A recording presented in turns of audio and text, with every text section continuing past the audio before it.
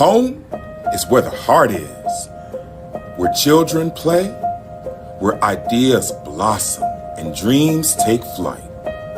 It's where tears are shed, secret smiles are shared, and where darkness turns to light. Cleveland, the land that I love.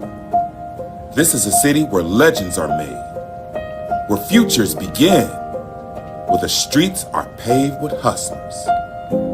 In this town, struggle begets success. This is no ordinary film.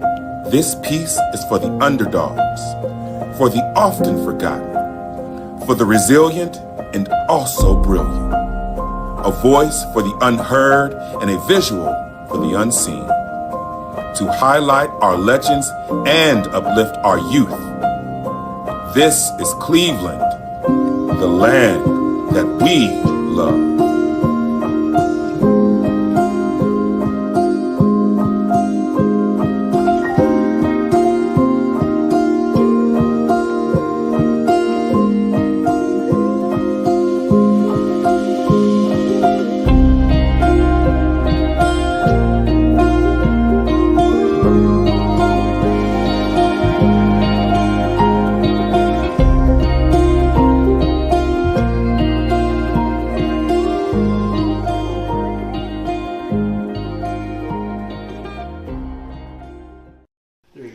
Hello, I'm Howard Monroe.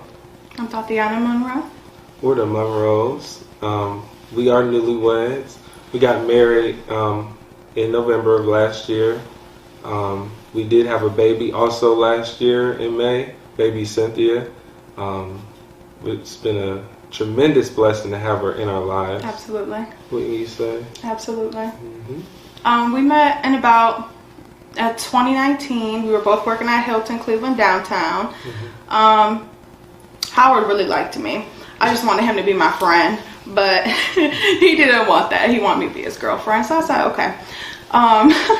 We had an interesting time together. People just thought we were best friends, which we were and we are. But, you know, some people didn't like us being together, but it didn't matter because we're here. We're married. We're living our best life. Yeah, now I can tell my side of the story. She was looking at me from a while back. You know, I would be at the desk doing my thing and she'll be looking at me from afar. I would come and I would talk to my aunt and my mom about her. Be like, there's this new girl looking at me. You know, mind you, she's from Florida. Well, she's not from Florida, but she came from Florida at the time. And she got this job up here in Cleveland. So she's this new girl. She's looking at me. I'm like, she's looking at me. So my mom's like, she must like you. So in my head, she liked me. So that's what that all was about. And I did like you, but I wasn't always staring at you. And then, I don't remember how the first date happened. I think we were just hanging out and then it turned into a date. You know, she said, okay, it can be a date. So then that was great. It was Pigwick and Frolic was our first date downtown. East 4th or something where all the lights are downtown. Very beautiful location. And it's just been history from there.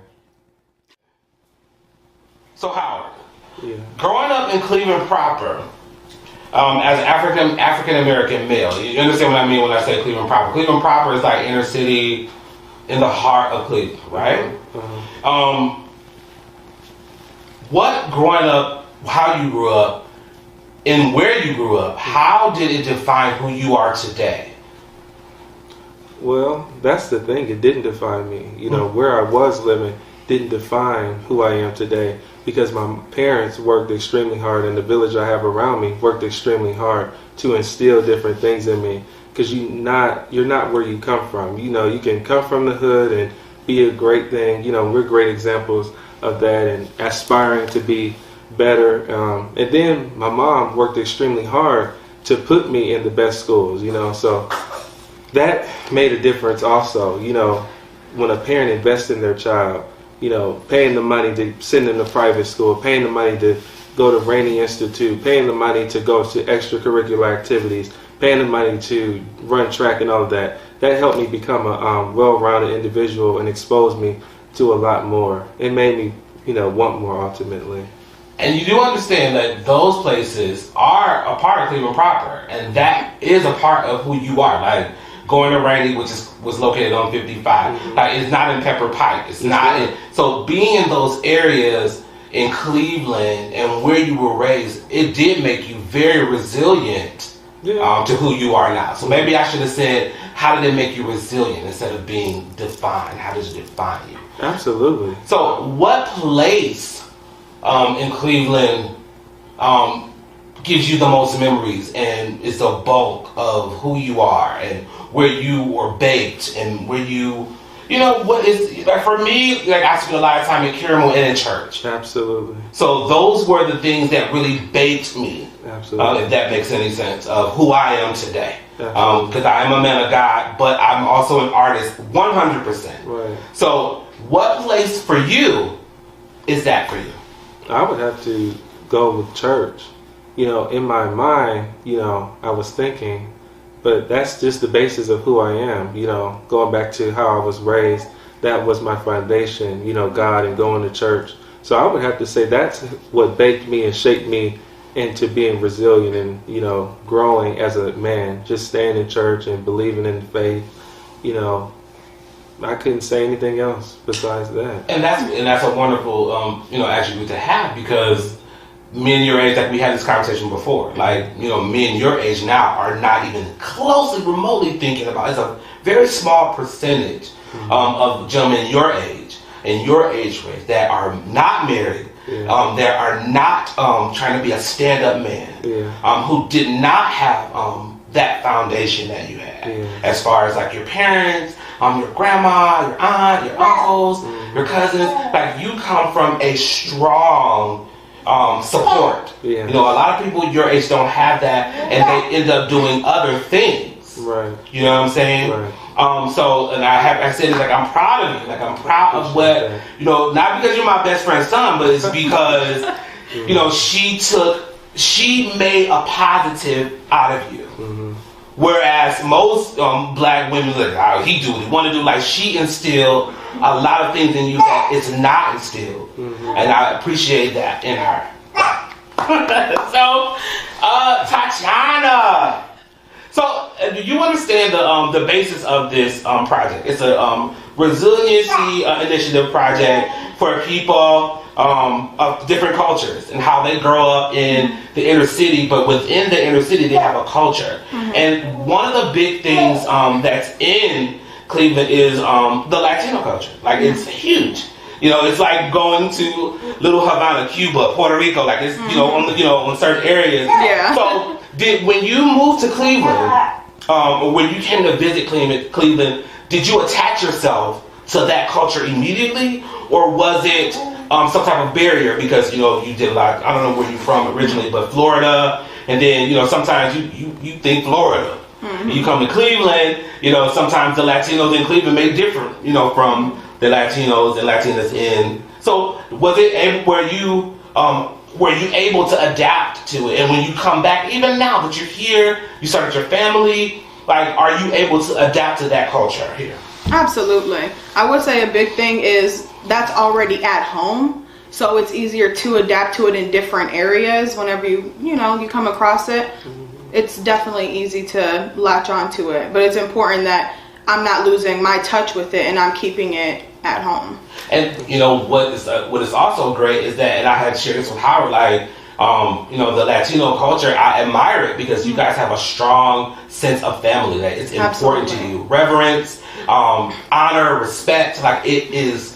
Well, it should be in African American culture, but it's not as prevalent as it is in the Latino culture, and that's something that I admire. Like, I eat Puerto Rican food, Cuban food, all of that all the time. But when I go and I talk and I see, like, there's the mom back there, the grandpa, the aunt, the uncle, the nieces, like it don't be like that in the black family. They have to hire somebody because they don't want to work. But I appreciate that. Absolutely. So, being that we have this beautiful baby now, right? She's a beautiful baby who technically is biracial in a sense, right? Yeah. How are you approaching teaching her your culture? Like Howard can do the African American culture. He knows it because he's the African American male. By being a Latina, like, what are you doing? Well, for starters, I don't know as much Spanish like myself, but my family does. So I'm always having her communicate with them, and they speak to her in the different languages, let her try the different foods. But like you said before, we're all very like tight with our family, so I make sure she stays around her unit, stays with her family all the time, whether it's my side or his side. She's just getting that love and getting that togetherness, because that's truly what we all have known forever. It's always sticking together no matter what. So I'm letting her absorb that. Well, speaking of her, let's bring baby Cynthia on. Can we bring her on? Yeah. All right, so we let Grandma bring her on. Hi. Just look at her. Hi, Cynthia. Say hi. So she's here, right? What is something that and I'm going to ask you this question too, but I'm going to stick with Tatiana right now. So, what is something that your parents taught you, within your culture, that's something that's, what's the word for that? It's something in your culture, right? That is important as far as family values. What is that value, or what are some values that you are going to that's important for you to instill in Cynthia? Love. Definitely love. We're big lovers, whether we show it in saying it, giving kisses, or me bringing you some cupcakes. We are big on showing our love and making sure our love is known. We don't like it to be, we're being held back and not knowing how someone feels towards one another.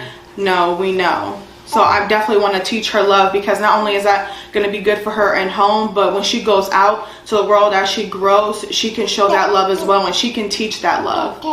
And what about you, Howard? Like, from the African American standpoint?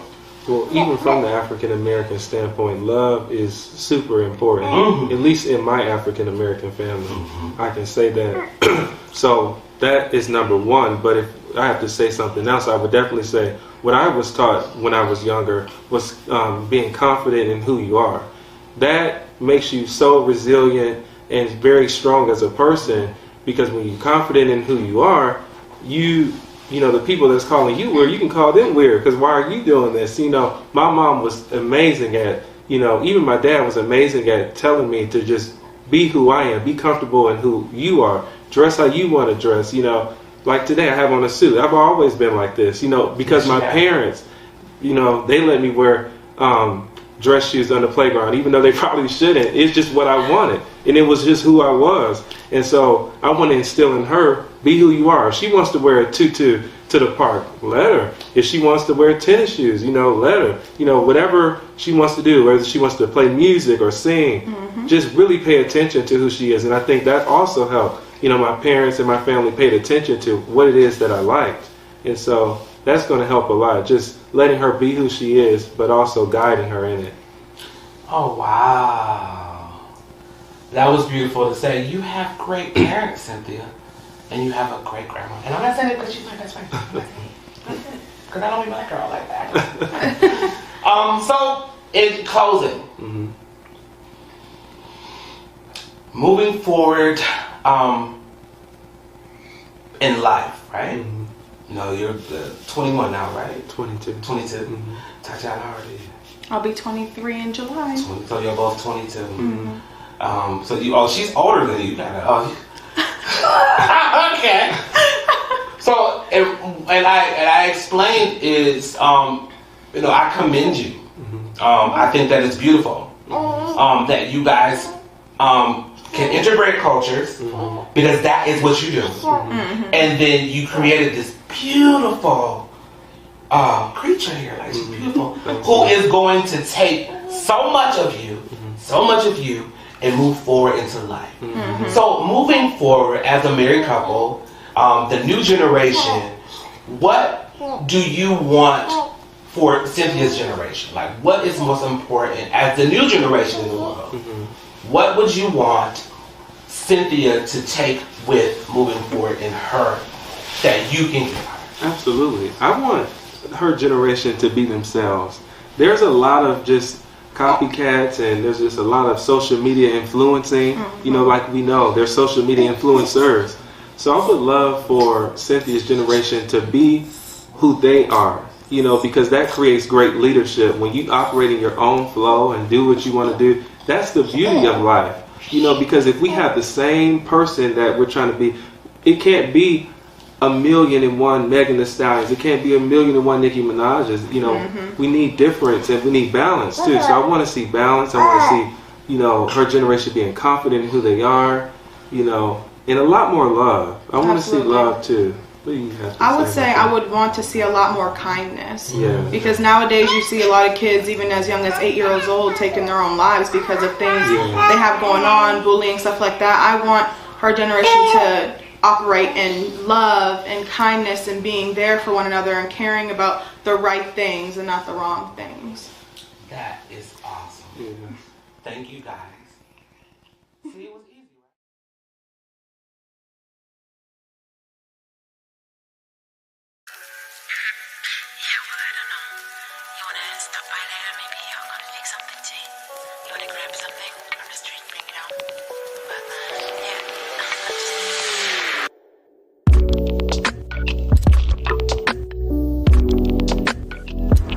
I'm a traditional indigenous midwife, so it's even important, like the terminology that we use and what we call ourselves is very important. So I started out in maybe like 2015, and I had heard the term doula. I heard you know, someone that goes to a birth with a woman, she supports her naturally. So I was okay with that, but then you learn that these words mean like servants, and these words have a derogatory connotation. So you move away from that, and I just a birth worker. But here in Ohio, I'm lucky to be a traditional midwife because in Ohio, traditional midwives are recognized. We can be seen, we can practice because we're not practicing medicine. Birth is not about medicine, so that is what we do. And I'm fortunate to be in that space of ushering in life. I'm in that fortunate to be in that space of looking at a mother and watch her transform. So let's talk about that. So I'm assuming that you spend the whole 9 months with the mom until she gives birth. What is that feeling when the baby comes? When the baby's when the baby's out, like what joy do you have? Oh, well, I'm overjoyed just to be in the space. Experience, okay. In the space. I'm always honored because that is a very sacred space. Not everybody should be invited to your birth, should be at your birth, should see you open like that as an open portal. So for me, the joy just comes in the honor that they asked me to be there. But it's a joyous occasion. It's anxiety in there. It's a lot of, you know, even tension building up in there because she's going through a marathon. She's going through this space of being in these moments where, like, I don't know if I can get through it, to pushing out a baby and being like, wow, I grew that for 9 months, well, for 10 months, really. Like, I grew this whole being. So, yeah, it is, like, amazing every single time. It's tears every single time. Because she's really going through something.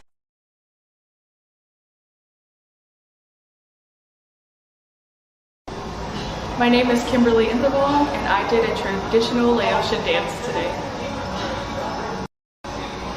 So there is a Laotian Association of Cleveland, which was founded in 1997.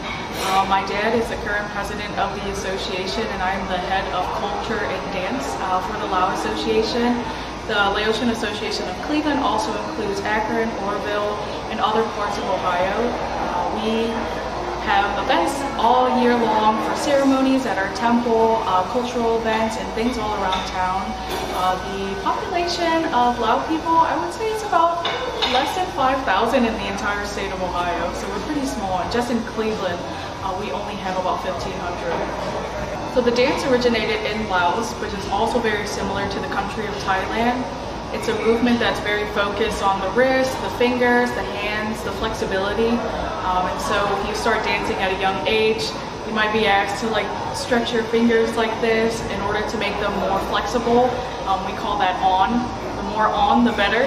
And so we focus a lot on the wrist movements, and it just shows how beautiful our culture can be, how delicate and gentle the dance can be, but also pay homage to our culture.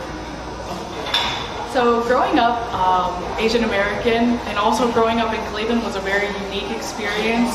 So it was hard for me to really appreciate my culture and my identity until I was brought into dance on a random Sunday. I was kidnapped by my aunt and she said, "You're gonna do this," and then I ended up doing it for 15 years. And being in Cleveland is really meaningful to me because it's this huge melting pot of cultures that has always been so accepting of who I am and what my family brings to the table. Growing up in an immigrant family is always very different and a very unique experience. And then you mix that with cultures in my neighborhood, and you get me at the end of the day.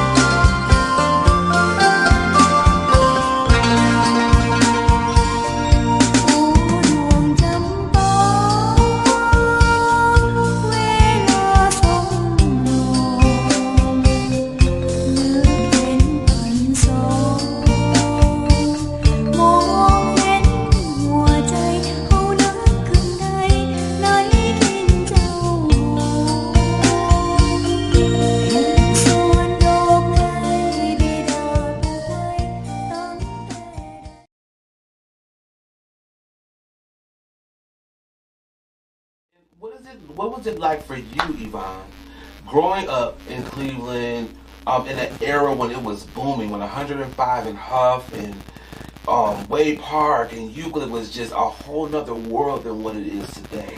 I think Cleveland was and still is the best location in the nation.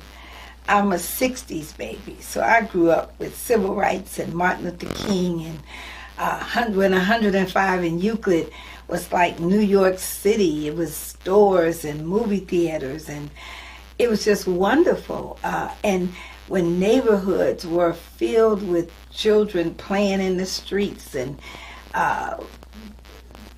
songs and skating rinks and dances, and so it was just a great place to grow up in. I mean, when you think back, maybe like Harlem, it was a renaissance here in Cleveland. And I remember even going to church and then walking to the neighborhood, to the theater, and hanging out with your friends on the front porch and till the street lights came on. And of course you had to go in the house then. But it was really nice. 105 in Superior was big. It was just a lot going on in the city. You can go to Deering's and get you some chicken after church, and right there in the neighborhood. So Cleveland was and is the best location in the nation. So is there any place in the past in Cleveland that you went to that it was inspirational to you, and it was always something that you wanted your family and your children and grandkids to experience, but it may not be here anymore? Well, I was always a dreamer as a child. I dreamed of faraway places, and I wanted to travel, and I wanted my children to travel. I was very cognizant of the arts because we grew up in the Huff area, which was surrounded by the museums. So I can remember as a child going to the Health Museum, and there was this big statue. Now you got to remember, as a little girl, I thought it was 20 feet tall, but it was a statue of a lady named Juno. And I'll never forget it, because as she talked about the body parts, the veins and the muscles and the hearts and all the organs, that part would light up. And Juno was very transparent. I don't know where Juno is now. She might be somewhere in one of these museums. But she taught us about our health. But what I really remember most about Juno was you can see through her. She was very transparent. And so I followed that with my own life. My life is transparent. I don't have anything to hide. But that was something that I remembered as a child, going into that health museum. I don't think it's still there, but I just remember that from a childhood. The cultural gardens, and even going up to University Circle, and I didn't even know it was called Wade Oval. I don't think it was called Wade Oval. I don't think it was either. I don't remember that. I don't think it was called Wade Oval. But the museum area, and that big grass area, and if you were a little kid, every kid climbed up that dinosaur right next to the Natural History Museum. Every kid did that. And I want to say, when I was a kid, it was inside. I don't know. It never was was inside. outside. They had one. They had one inside. Okay. I don't remember the one inside. Yeah, it was a dinosaur in the museum. Yeah, I knew it was something inside of there too. And then I even had a statue, but we still don't know the name. I'm like, where's Juno? I'm finding where's my statue, and it was on Jephthah. We think it was the Jephthah Wade statue. And when I look back into looking for the statue, I learned a little piece of history that Jephthah Wade is really Wade Park, and he had bought like 70 acres of land around University Circle's area. Wow. And it was going to be like where he was going to farm and things of that sort. And then when he, as a businessman, moved on, he donated that land to Cleveland, and which became Wade Park. So my place is right around the corner. It's exactly my mom's place, Wade Oval. Okay. It's not Wade Oval. Yeah, it was Wade University Memphis Circle. Kitty Park, too. Oh, Memphis Kitty Park was really fun. But Wade It's still Oval, there. it is. We used to go there like every year. So Wade Oval was my favorite place only because Wade Oval Wednesdays, those were the best. They had the best funnel cake. They had the best artists. We used to jump on. I remember me and my friends jumping on stage, dancing with people, singing with people. We had the best times ever. How great is that? A sense of when the community can come together for one cause and just cause so much excitement. You know what I'm saying? I wish it was more of that. You know, growing up for me, on Woodhill, Easter, when they would have all the festivals there, and we would go there.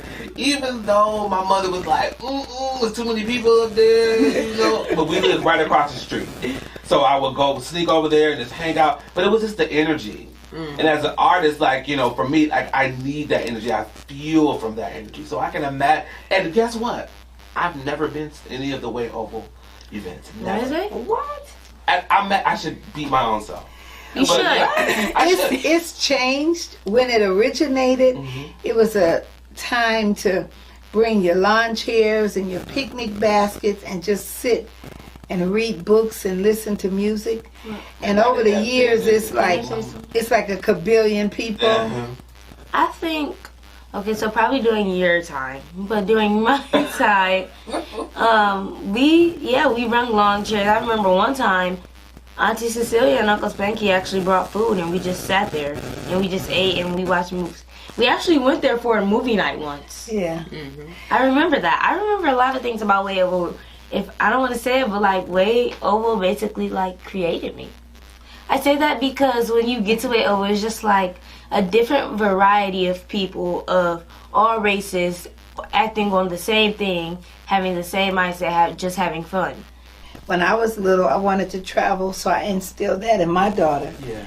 And she instilled it in her daughter. To dream. To dream. To be a visionary. To be a visionary. So when she talks about Wade Oval forming her, actually her mother, when Logan was a little girl, started putting creativity in her by keeping her involved in things at Karamu House and all kind of arts and Planted theater. that seed. Yeah, planting the seeds. And if you put seeds in the ground, you will get a harvest. Absolutely.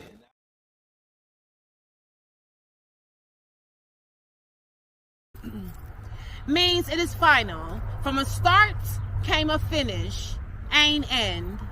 A new beginning to ain end. It is an accomplishment, a fulfillment, a promise to oneself to go through the mud and muck, the lies and deceit, self-hate and self-abuse. It relates to being intact. It is an answer to a question. It is endurance. Running through rain, feet paining, endurance, to abide, to persist, as a mosquito to your goal. Smell the blood, search the area for the blood, puncture the skin and suck. To outlast and outlive, a survival tactic we have to remain, to wait, to endure, to linger. In the wind, strong standing, tree barks, our leaves are to sway, yet our bodies are to endure. In any season, any environment, long and slow, we must suffer while working and eagerly waiting, while in movement, motion, kindness to our person and to others. Don't Quit is a poem. It is real. Life is alive. We are tangible and impressionable upon each other. So if I see you press on, then the impression left on me is to press on. It is a cycle, a repeat, repete, redo, out the box yet on your square. We are chess pieces on a board. Strategic our thinking and our actions must be. We must stop self-torture with our thinking. Will put us in a jail cell, put us in a box on a corner, under the watchful eye of a fist, daily beatings we put ourselves through.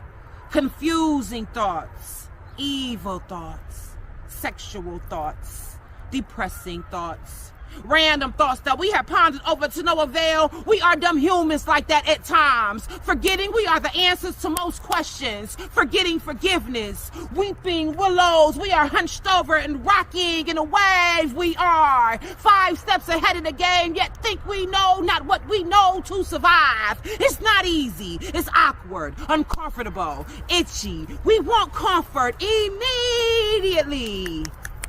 Instant gratification. Starches are to be cooked slow to retain texture and taste. Bechamel is a mother sauce and must be created with patience and respect. Risotto has to be babysat. Our dreams have to be babysat. We must patiently nurture what we create in the mind. Stop nurturing hate and pain. Nurture one's minds for a completion. Struggling for good feels way better than struggling for bad. It is the simple things and thoughts that produce quality. We are the details in this pattern of humbling. Let ourselves be fine stitchings instead of tattered threads. Sweat and pain and fear for a positive change feels good.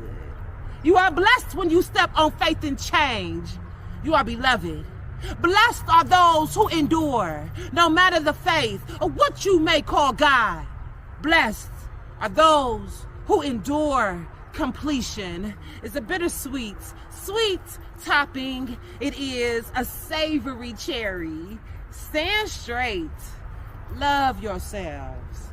Pray. Thank